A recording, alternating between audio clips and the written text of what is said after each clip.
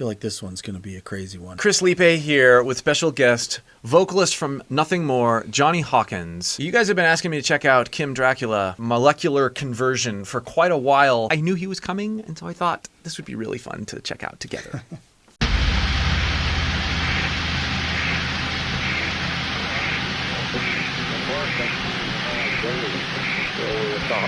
We are fresh off of analyzing the latest Electric Callboy song, Just the Way You Are. I'm already a little bit like, I don't know if I can handle it. We're in for another ride.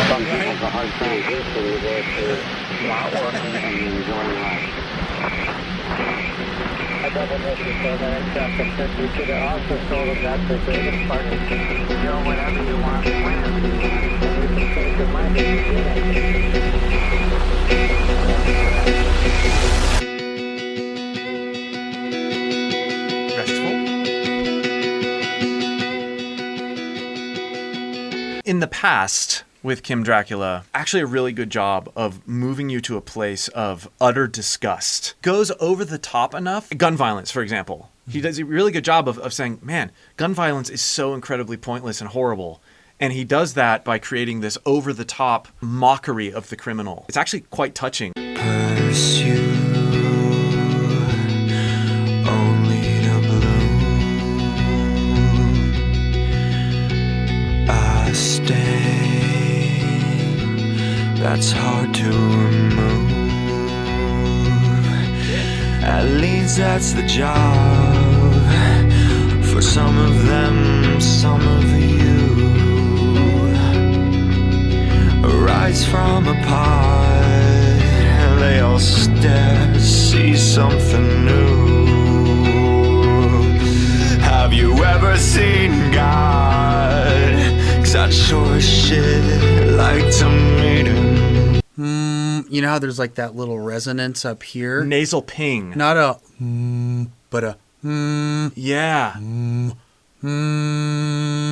You hear that secondary tone? Yeah. Yeah, you kind of use that as the point. Whenever you're singing lower and softer, I found that that's what keeps your voice present. It's almost like turning up the presence on an EQ. But you're doing it here. Yeah, it adds like the little needle point. It allows you to sing things that you don't feel comfortable singing low because some part of you is keeping it up here. Oh, cool. Yeah, I definitely hear that. Oh, one more thing. He also, that sound, a lot of it is assisted by a lot of compression on the microphone. You can hear Production compression. You can hear all the syllables, every note. Even when he pulls off the note, it's still right in front of your face. Yeah. It's a big part of the sound. This is something that I've talked with my students about, where sometimes it's good to perform and record with effects that you kind of see the end goal in mind of what you want to sound like. Right. Because it has a feedback mechanism where it causes you to sing differently. You're not working too hard. Right. So if the microphone has no compression and I'm singing really soft and I want to do this little flutter kind of trail away of my voice is going to go away in my headphones faster than I really wanted it to. So I'm going to unnaturally push that note. Oh, and yeah. now a lot of people fall into that mistake where then now the performance doesn't sound artistic and cool and sexy. Right. It sounds like they're trying to it's like they're on Broadway. They're trying to project too much in a part where you should be really delicate. Like Billie Eilish is a great example of that. Yeah. Where it's all right here in the mic and it's, and that is accomplished by having compression on the microphone and how you sing into that compression. Because it's how you interact with it. How you interact, that's the right way and to you're say right. it. You hear Kim doing that right here. Interacting with that mic. 'Cause I'd sure as shit like to meet him. I'm feeling lonely. Even as he goes that low, you hear that the sensation or the sound of the resonance rise.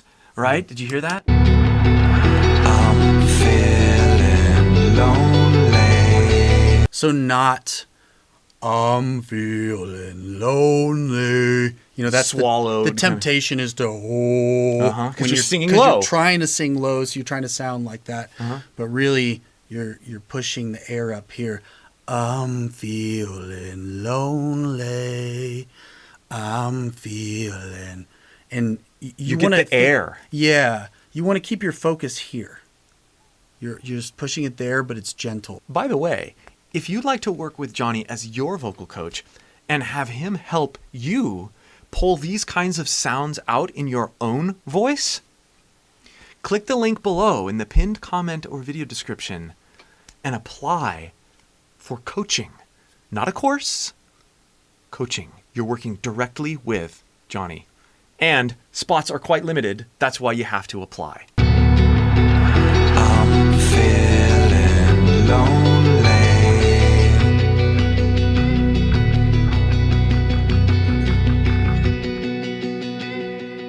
I didn't mean to make you nervous.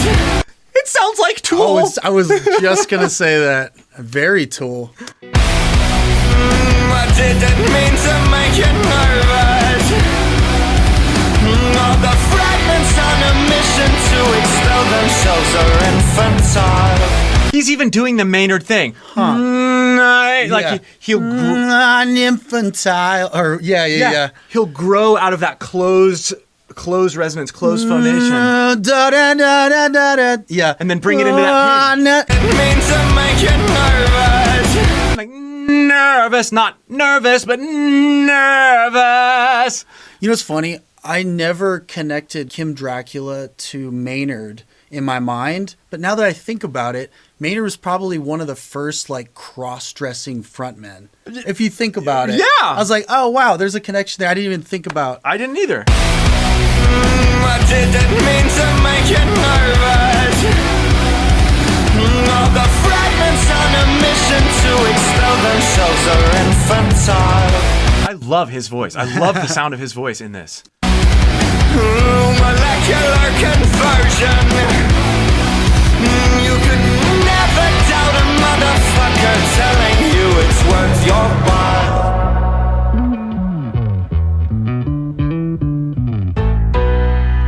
I don't know where we're about to go. Yeah, but I know we said Tool, but I mean this is very close, but it feels a perfect circle to me. Yeah. With those hits. Uh-huh. some of the Totally. tones.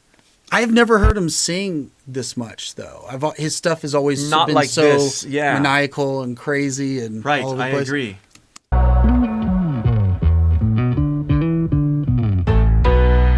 Choir here.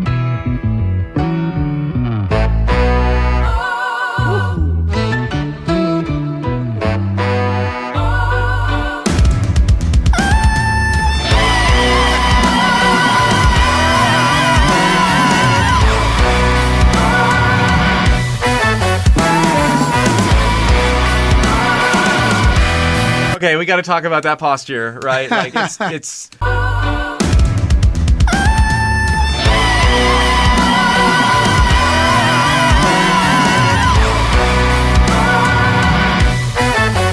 reminds me of the other Jay Hawkins, Justin Hawkins. Oh yeah, from the darkness. Yeah. Yeah. In the head voice space, there's more reinforcement behind that sound.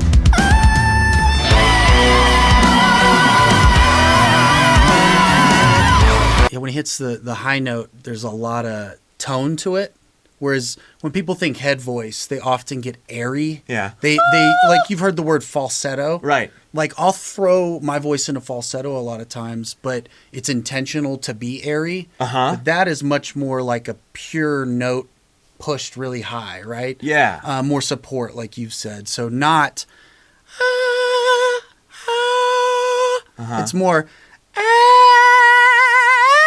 For me, it's real easy to kind of pretend like you're kind of an animal of some sort. Like, Yeah. A crow. Yeah. And so if Or you a just monkey. a monkey or a crow, yeah, that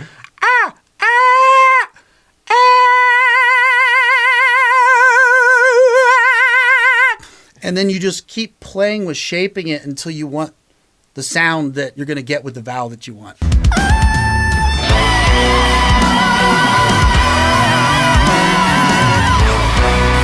It does sound manipulated in some way pitch-wise, doesn't it? Just a little. Yeah, I wonder if there's a pitch shifter on it because that's very high, but Maybe not. I'm down to be corrected on that.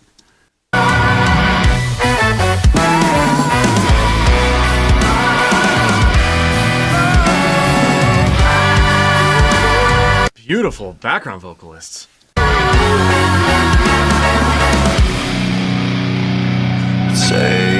your time to memorize a feeling.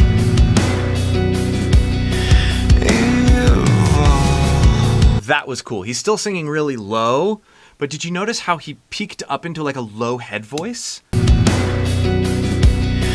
Evolve. He fries in the head voice. Evolve.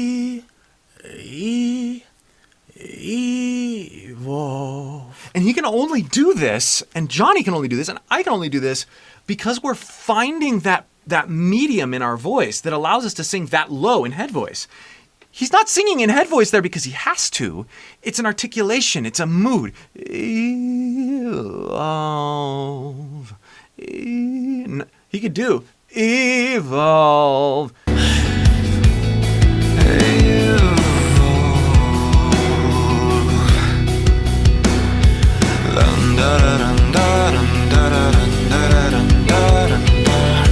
Maynard. That was cool. Growing.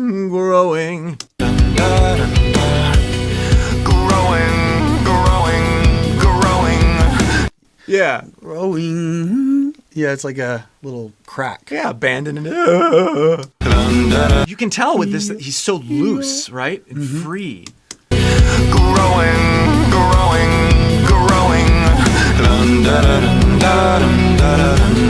So that what he did on the growing, the root of that is a yodel. Yeah, right. Growing.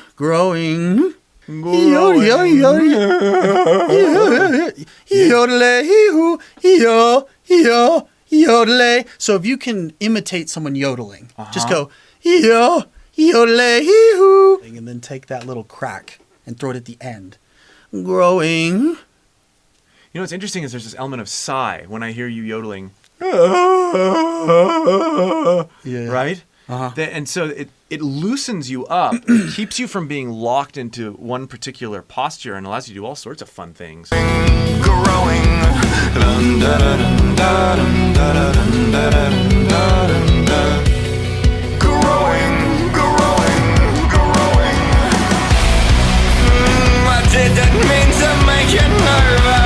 You did it again.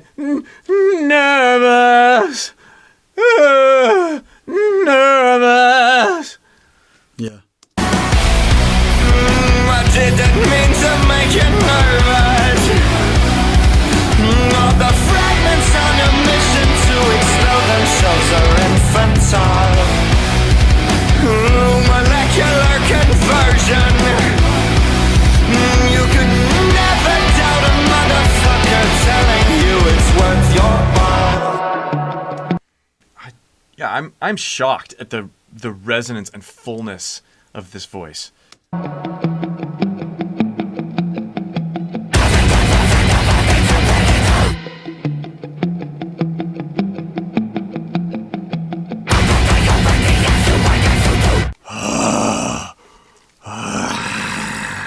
We're putting it up.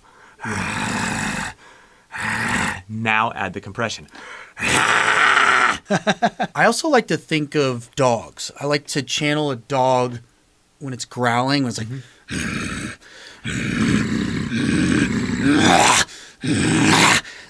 Now turn the dog into a demon.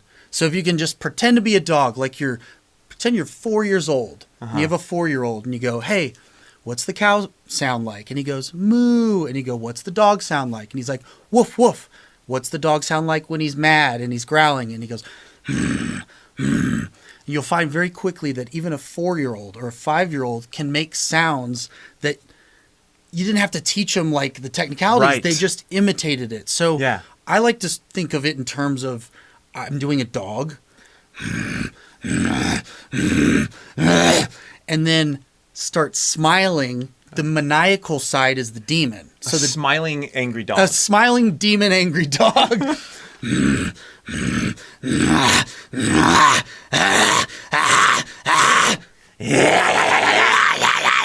Oh yeah, and Yeah. then just by thinking that way, you're adding an element of compression up there, so you're not dumping so much air, and that's what we hear him doing here. Yes. That's awesome. And the thing is you didn't have to think about, oh, add compression. You had to think about smiley angry demon dog. Exactly. It's such a cool way to work because you're not pressured to like know what you're doing. You're free to discover through experimenting. Yeah, and I think there's, you have a hammer, a screwdriver, a drill. They're all different tools, right? Yeah. And when we use terms like compression and falsetto and head voice and chest voice, those are tools. And what I think a lot of people leave out, there's a lot of other tools too, which are just imitation tools. So Right. imitation tools are like, okay, if you understand compression and you're technical and you got all that, maybe it works really well for you. For me, because I was a drummer first before I started singing, I didn't really take any vocal lessons. I didn't know the terms. So I kind of just figured it out like a parrot. I would literally just start parroting stuff in the car. Try to think of a dog, sound like a dog. Think of a bird, sound like a bird. Yeah. And then start turning those into words and vowels and consonants. And Those are really non-threatening things too, because you're not starting by imitating Kim Dracula. You're starting by you're reverse engineering it through these non-threatening gateway sounds. Yes. Which is super awesome. Things that you could access, like I said, if you're 4 or 5 years old. Yeah.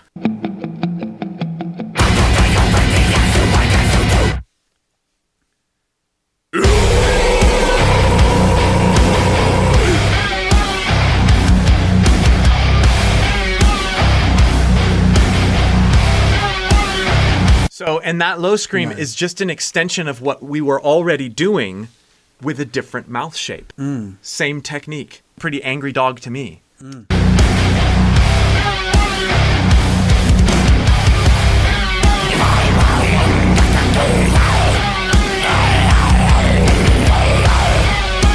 I love just doing his tongue there, right? Yeah, Same yeah. thing that you were doing, but...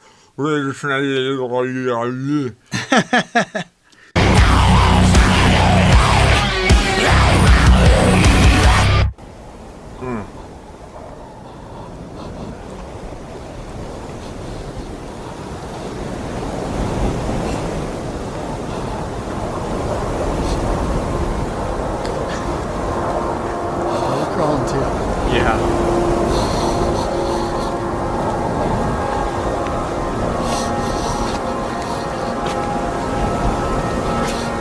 Somebody's nose. Very disturbing imagery.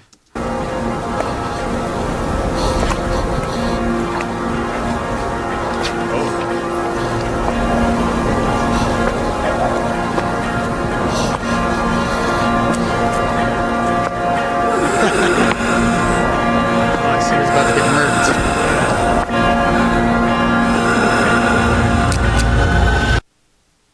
Nice. That's a cool video. That is a cool video. The imagery was like, obviously wanted to make you feel uncomfortable, similar to like Tool type Right. inspired stuff.